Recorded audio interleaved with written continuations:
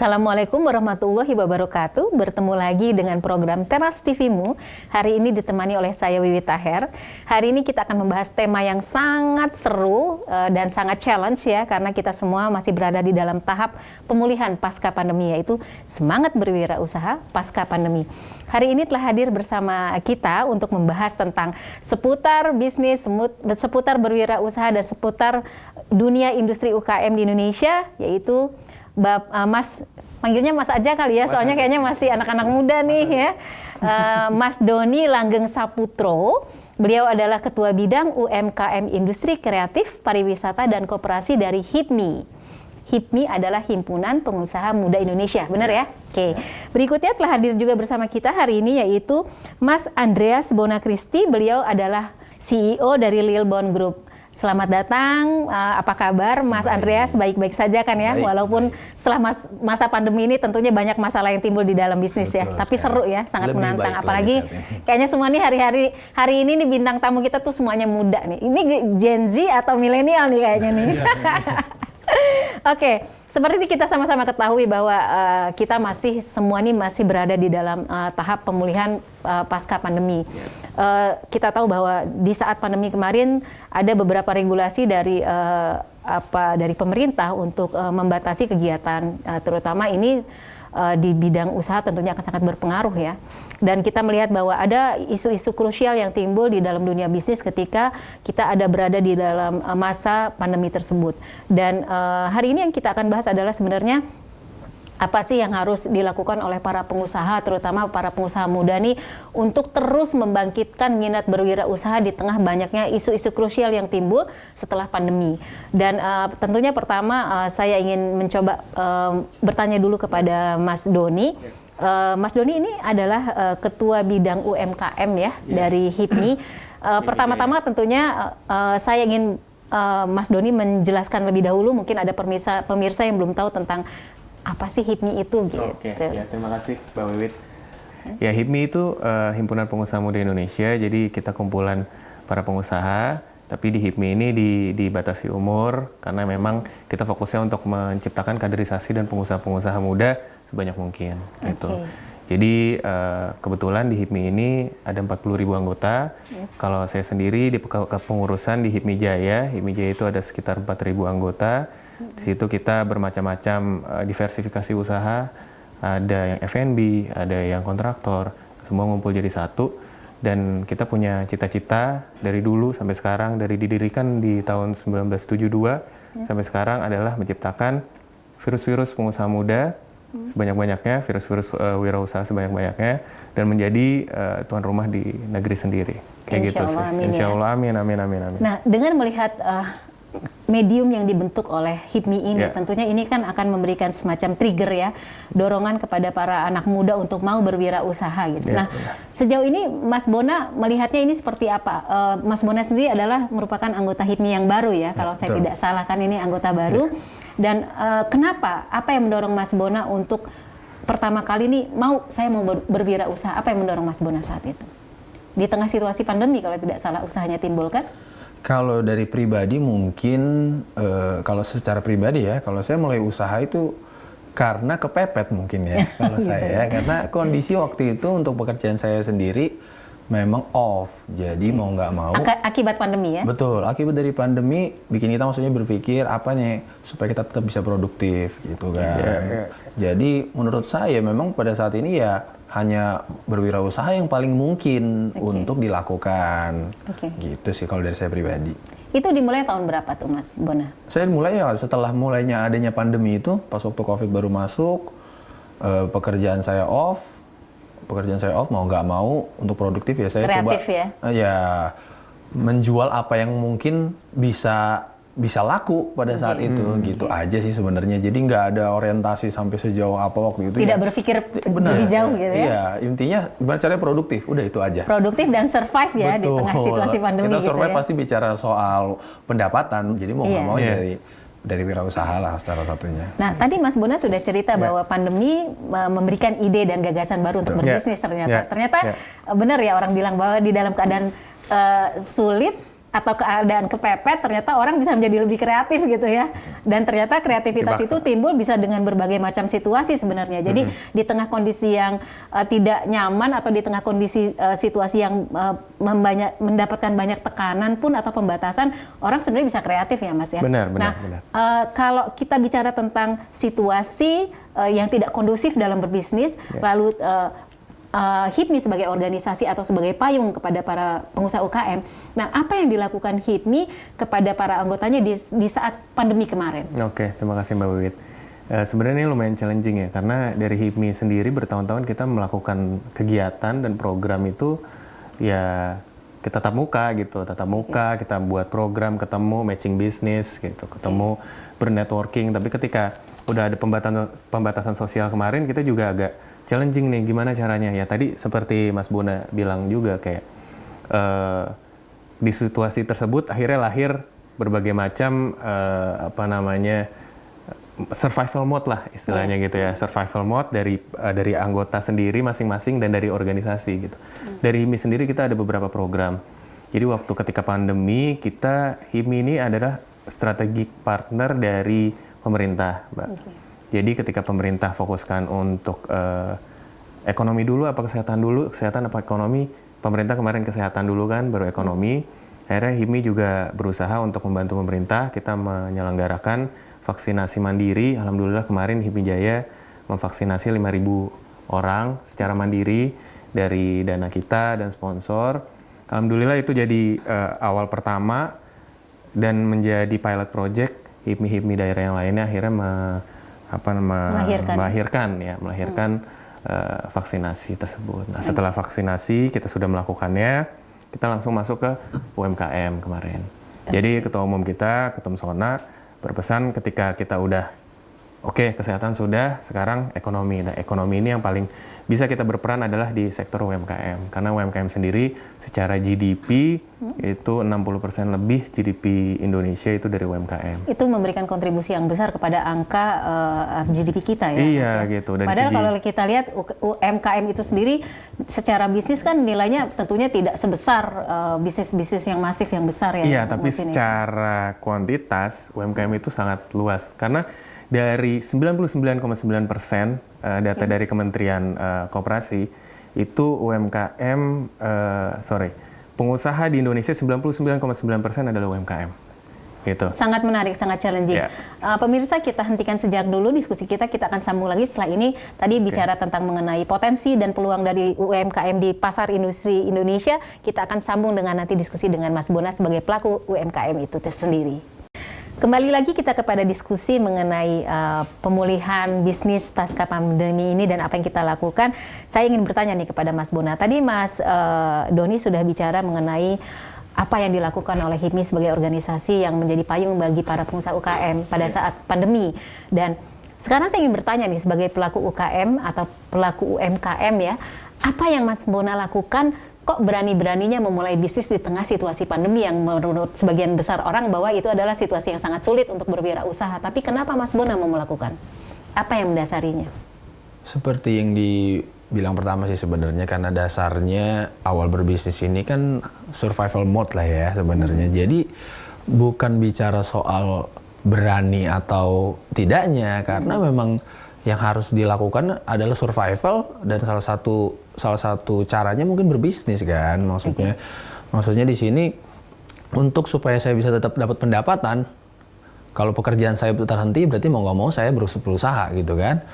Jadi benar-benar nggak ada istilah mental berani apa enggak, di sini ya memang mau nggak mau hajar-hajar aja sih. Nekat ya. Nekat. Nah, dengan kenekatan, tapi saya yakin bahwa bukan hanya nekat pastinya ya. Betul. Pastinya tentunya ada planning ya. Pasti. Ada rencana-rencana yang disusun untuk Mas Bona berani untuk melakukan atau terjun ke dalam dunia bisnis. Nah, saat itu apakah ada partner yang diajak bekerja sama atau ada pihak-pihak dari luar yang diajak untuk bersinergi untuk melakukan kerjasama dalam dunia bisnis yang Mas kerjakan? Jadi karena di awal kita memang mulai itu tanpa basic, tanpa perencanaan, memang justru setelah kita eksekusi, baru kita bisa dapat perencanaannya. Jadi bukan saya perencanakan dulu nih, oh saya akan menjualkan ini, mungkin planningnya adalah jualan di sini dan ini kemungkinan profitnya sebanyak ini. Enggak sih. Jadi justru malah jualan terlebih dahulu, pas kita tahu ternyata, oh income-nya bagus, baru kita jadi ada perencanaan. Maksudnya pas, oh masuknya sampai segini banyak ya. Jadi barulah saya mulai menyusun adanya rencana, oke, minggu depan mungkin sudah harus masak barang baru, misalnya contoh seperti itu, atau udah harus cari-cari tempat baru, atau mungkin kayaknya harus mulai merambah ke online. Itu sih salah satunya. Dan kalau misalnya ditanya apakah ada partner, ya saat itu sih pas di awal-awal nggak ada partner sama sekali ya, dan nggak punya basic, nggak punya modal. Gitu. Minim modal ya? Minim modal gitu. Dan jadi kosong sih, benar-benar waktu itu kosong. Mungkin bisa dibilang rezeki aja sih itu, benar-benar rezeki. Di awal rezeki, baru kan menurut saya kalau rezekinya kalau kita nggak maintain, maksudnya dengan tanpa perencanaan, dia takutnya hilang begitu aja. Nah mungkin setelah itulah baru ada yang namanya business planning yang baru lainnya. Strateginya disusun sedemikian rupa dengan merespon apa yang sudah ada gitu. Benar. Nah tadi Mas Bona sudah bilang sebagai pelaku UMKM bahwa ternyata beliau tidak punya planning yang komprehensif gitu ya, yang sangat equip gitu, yang sangat dilengkapi gitu ya. Tapi berani melakukan dan mencoba untuk melakukan. Nah, kalau melihat dari anggota dari HIPMI ini sendiri, terutama dari perspektif para UKMers atau UMKMers itu sendiri, sebenarnya apa yang dihadapi dan apa permasalahan yang sangat krusial, yang sangat penting pada saat pandemi kemarin, dan apa yang solusi yang diberikan oleh HIPMI sebagai payung organisasi kepada para anggota. Oke, terima kasih Mbak Wit. Jadi sebenarnya mirip yang tadi kita bilang ya, ketika pandemi ini kita emang agak challenging. Akhirnya langkah pertama yang kita lakukan adalah menghubungi stakeholder, bank-bank dan para pemangku kepentingan kayak OJK gitu. Kemarin kita untuk restrukturisasi teman-teman yang mempunyai pinjaman pada saat itu, dan alhamdulillah itu sudah terjawab, teman-teman banyak yang bisa direstrukturisasi dengan baik. Terus yang kedua adalah literasi kepada teman-teman untuk pelatihan digitalisasi gitu, karena mau nggak mau digital ini memang udah 5 sampai 10 tahun yang lalu memang sudah masuk era digital. Kita udah banyak ngomongin digital gitu ya Mbak Wit ya. Cuman ketika pandemi ini mau nggak mau dipaksa untuk digital benar-benar, kalau nggak ya you die gitu pada saat itu. Makanya bisnis memang udah dibatasi ya, ada social distancing. Dan tentunya harus menemukan mekanisme bisnis secara baru kan. Benar. Makanya kita mencoba melakukan pelatihan dan melakukan seminar-seminar juga melalui digital juga, karena kita nggak bisa ketemu kan. Gitu, business matching secara digital, ketemu pihak-pihak lain eksternal, ketemu pemerintah secara digital kayak gitu. Jadi teman-teman juga banyak yang switching, bisnis saya sendiri juga banyak switching benar-benar ke digital gitu. Kita tadinya syuting, kita benar-benar switching ke animasi pada saat itu gitu ya. Alhamdulillah survive, karena brand-brand dan corporate butuh tetap butuh komunikasi lah gitu. Komunikasikan dengan produk mereka kayak gitu. Mereka dengan customer mereka, dengan konsep yang tentunya sejalan dengan situasi social distancing ya. Iya benar banget. Akhirnya mereka mencoba meng-create mekanisme bisnis mereka dengan jalan yang searah tentunya dengan situasi. Nah tadi Mas Doni sudah bicara mengenai solusi atau way out yang diberikan HIPMI sebagai payung organisasi kepada para pengusaha UKM, yang salah satunya adalah bekerja sama dengan pihak regulator, bekerja sama dengan perbankan. Nah, kalau bicara tentang dunia perbankan nih, Mas Bona, apa yang Mas Bona hadapi sebagai pelaku usaha UMKM di bidang perbankan? Apakah pada saat awal-awal menjalankan bisnis, Mas Bona sudah bekerja sama dengan perbankan atau masih konvensional, mengalokasikan dana dan memberdayakan dana yang ada, atau bagaimana? Kondisinya kalau saya pribadi memang ada keinginan pasti karena waktu itu udah mulai agak sedikit growing bisnisnya, jadi mau nggak mau saya harus perbesar dengan mungkin cari pinjaman kali ya, cuman untuk menambahkan modal. Cuman kan nggak segampang itu waktu itu saya, maksudnya karena beberapa orang harus ada punya status pekerjaan, mungkin kayak misalnya dia bekerja di PT mana, atau ada kolateral betul gitu ya. Atau juga mungkin dilihat dari buku tabungannya, sedangkan waktu itu transaksi saya banyakkan melalui offline, sehingga ya uangnya pun dalam bentuk cash kan, jadi mungkin dia untuk baca koran rekening pun juga nggak bisa. Jadi saya waktu itu berusaha juga sih untuk cari pinjaman, cuman emang nggak bisa waktu itu kondisinya kan. Dan ya udah akhirnya tetap pakai apa yang ada, mau nggak mau jadi memperbesar link, mencari sendiri. Ya untungnya aja, maksudnya masih bisa ketemu beberapa orang-orang yang ternyata percaya gitu percaya. Itu aja sih paling sih. Jadi kalau untuk ke bank waktu itu benar-benar nggak dapat. Jadi masih ada keterbatasan untuk bekerja sama dengan dunia perbankan. Betul, ya, dalam bidang permodalan. Nah, tadi Mas Bona bicara mengenai ada keterbatasan, ada limitasi dalam niatan untuk mengembangkan usahanya. Nah, kita hentikan dulu sejenak, kita akan kembali lagi setelah ini, kita akan diskusi dengan Mas Doni bicara mengenai bagaimana membantu para pengusaha UKM atau UMKM ini untuk mengembangkan bisnis atau mengembangkan usahanya dengan kerjasama dengan pihak bank. Kita akan kembali pesan-pesan berikut ini. Kembali lagi kita kepada bahasan kita hari ini, yaitu tentang bagaimana tetap menjalankan semangat berwirausaha pasca pandemi. Nah, tadi Mas Bona sudah bicara mengenai limitasi ketika beliau ingin mengembangkan usahanya dengan dunia perbankan. Nah, dari HIPMI sendiri bagaimana mensikapi hal ini? Apa jalan yang diberikan oleh HIPMI ketika dunia usaha sedang mengalami stagnasi pasca pandemi atau di masa pandemi kemarin? Apa program-program yang dikerjakan atau diberdayakan oleh HIPMI dengan bekerja sama secara sinergis dengan pihak-pihak eksternal untuk mendorong semangat berwirausaha dan memberikan way out atau jalan keluar terhadap limitasi yang dihadapi oleh para pengusaha UKM ini? Oke, thank you Mbak Wit.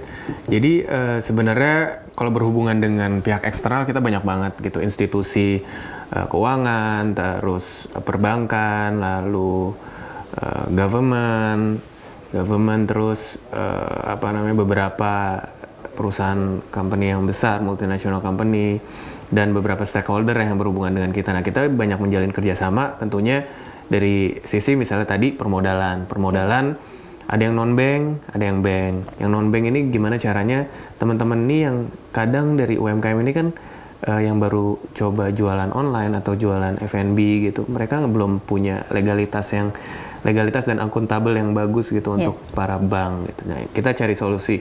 Beberapa solusinya ya di fintech juga bisa dapat dari situ. Di fintech, kayak crowdfunding ya? Kayak crowdfunding. Terus yang kedua di bank juga kita kerjasama sama beberapa bank.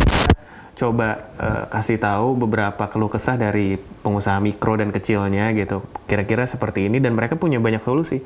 Salah satunya adalah kayak tadi dibilang Mas Bona sebelumnya, dilihat transaksinya kayak gimana gitu. Transaksi di bank kayak gimana. Kalau emang bagus ya udah oke, kita danain gitu. Ada juga transaksi dari online shopnya dia. Dia akan ngelihat dashboard dari online shop yang berwarna hijau dan berwarna orange atau yang kerjasama sama bank. Mereka dilihat transaksinya kalau emang bagus didanain sama mereka. Kita banyak kerjasama sama perusahaan bank dan non bank seperti itu sih. Oke, ini kan sebenarnya menjadi semacam kayak dorongan yang kuat ya kepada industri untuk terus bergerak di tengah situasi yang mengalami stagnasi pada beberapa periode kemarin di saat pandemi. Dan kalau Mas Bona sendiri sebagai seorang pelaku UMKM gitu ya, melihat situasi kemarin itu, Mas Bona tetap semangat untuk melakukan wirausaha gitu ya. Dan dengan melihat situasi yang memang sepertinya sih tidak kondusif gitu ya untuk untuk berbisnis gitu ya. Nah, apa ide atau gagasan yang timbul di saat situasi kemarin yang Mas Bona berani untuk maju terus berpartner, karena Mas Bona sempat cerita juga kan sama saya sebelum kita syuting tadi bahwa Mas Bona tuh justru mendapatkan partner di saat justru sedang merasa aduh, apalagi ini harus saya lakukan sebagai pengusaha, sebagai pebisnis di bidang ini. Dan di saat itulah Mas Bona menemukan partner. Nah, apa yang Mas Bona lakukan di saat itu sehingga berani untuk ayo kita kerjasama? Tadi kan Mas Doni bilang bahwa sebagai payung organisasi beliau memberikan semacam stimulan ya, dan memberikan jalan keluar kepada para anggotanya. Nah, sementara saat itu Mas Bona adalah pelaku usaha sendiri ya, tidak ada payung yang bisa menjadi semacam rumah atau tempat untuk banyak mendapatkan ide dan gagasan. Saat itu kenapa berani untuk berpartner dan siapa yang diajak berpartner saat itu? Oke, terima kasih Mbak. Jadi awal mulai maksudnya pengen lebih maju lagi itu kenapa? Pertama, kondisinya pada saat itu kan kita lagi mulai bagus. Pada saat udah mulai bagus, karena dikungkung oleh social distancing itu, mau nggak mau kita harus memperluas market ya kan, memperluas market.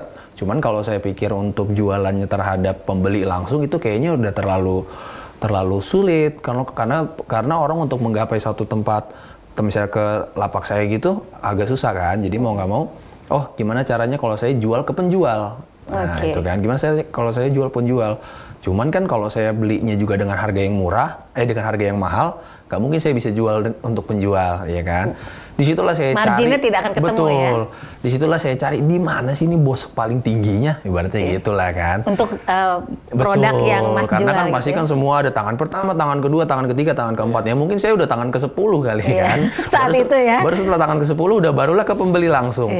Gimana saya mau jual ke tangan ke-11? Nggak mungkin lagi dia kan. Saya mau cari nih di mana kah tangan pertama, tangan keduanya.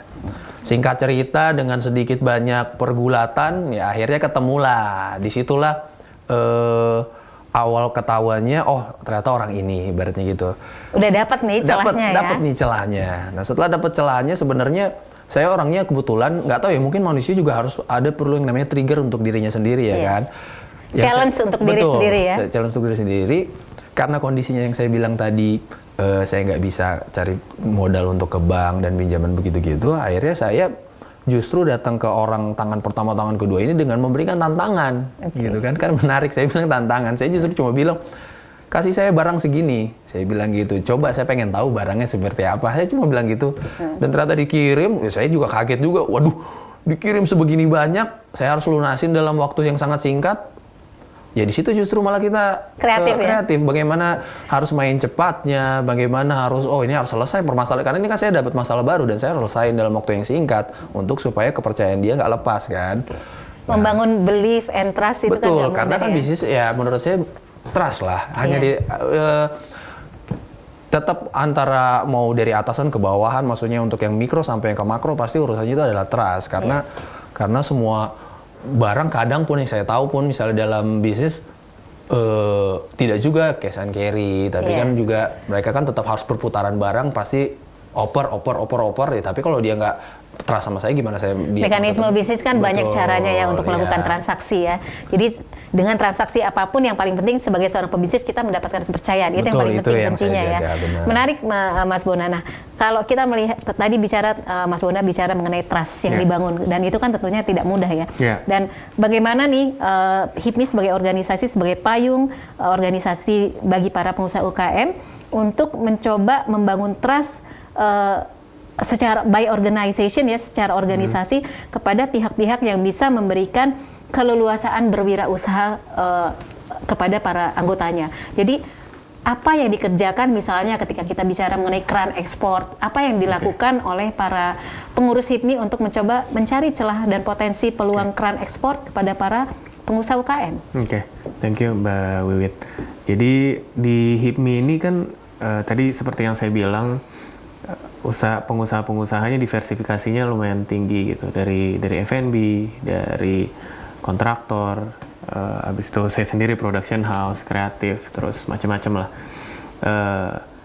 Dari diversifikasi itu kita melakukan database anggota dan kita melakukan penetrasi ke luar.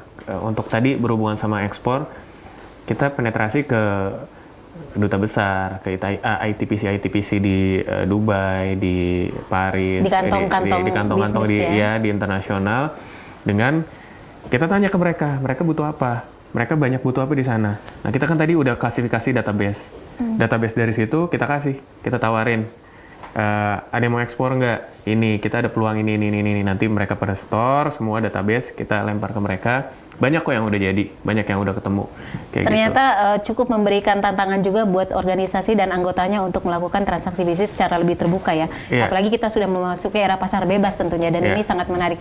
Hari ini mengenai semangat berwirausaha pasca pandemi di program Teras TV-mu, dan sebagai penutup acara nih, tentunya kita ingin melihat dan mendengar dari Mas Doni sebagai wakil dari organisasi HIPMI, apa kesimpulan Mas Doni mengenai bagaimana apa yang harus kita lakukan oleh para pelaku wirausaha ini untuk terus menumbuhkan dan mengembangkan semangat berwirausaha di pasca pandemi ini? Oke, terima kasih Mbak Wiwit.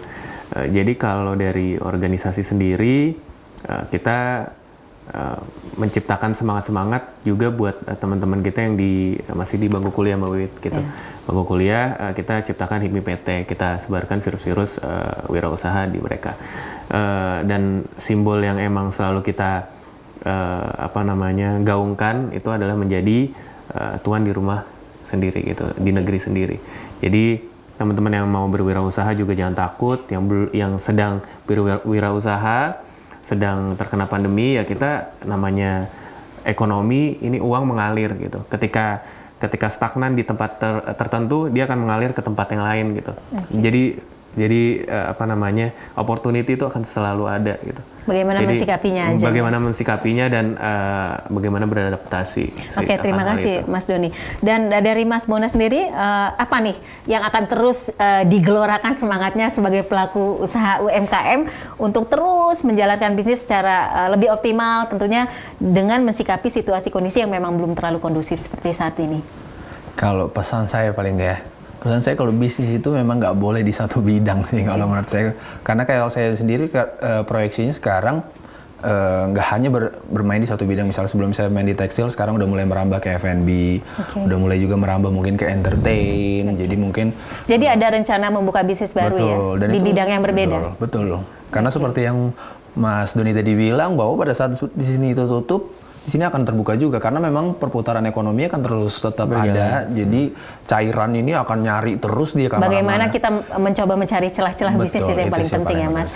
Terima kasih atas diskusinya hari ini, menarik sekali. Semoga diskusi kita hari ini akan memberikan semacam dorongan atau semangat untuk terus membangun keinginan untuk berwirausaha. Karena dengan berwirausaha kita akan membuka lapangan kerja untuk banyak orang. Terima kasih para pemirsa, senang sekali bisa bertemu lagi, dan tapi harus kita akhiri programnya saat ini.